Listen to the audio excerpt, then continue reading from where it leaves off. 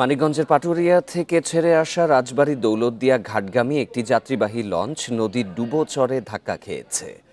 Bundle থাকলে প্রতি সেনমানিতে টাকা বাঁচবে। বিকাশ সেনমানি বান্ডেল কিনে জিতুন প্রতি লেনদেনে। এই ঘটনায় লঞ্চে ৩ জন যাত্রী নদীতে পড়ে যায়। পরে স্থানীয়রা ও ফায়ার সার্ভিস তাদেরকে উদ্ধার করে পাড়ে নিয়ে আসে। সকালে পদ্মা নদী দৌলতদিয়া ৬ নম্বর ফেরিঘাটের কাছে এই ঘটনা ঘটে। আহতদের গোয়ালন্দ উপজেলা স্বাস্থ্য কমপ্লেক্সে চিকিৎসা দেয়া হচ্ছে। নৌপুলিশ জানায়, সকাল 8:30টার দিকে মানিকগঞ্জের পাটুরিয়া ঘাট থেকে যাত্রী বোঝাই করে রাজবাড়ী দৌলতদিয়ার উদ্দেশ্যে ছেড়ে আসে লঞ্চ এমভি ব্ল্যাকবোর্ড। দৌলতদিয়ায় ৬ নম্বর ফেরিঘাট এলাকায় পৌঁছালে ডুবোচরের সঙ্গে ধাক্কা খায় লঞ্চটি। সে সময় ৩ জন যাত্রী নদীতে পড়ে যায়। তাৎক্ষণিক স্থানীয়রা ও ফায়ার সার্ভিস তাদের উদ্ধার করে পাড়ে নিয়ে আসে। এই ঘটনায় কোনো যাত্রী নিখোঁজ নেই।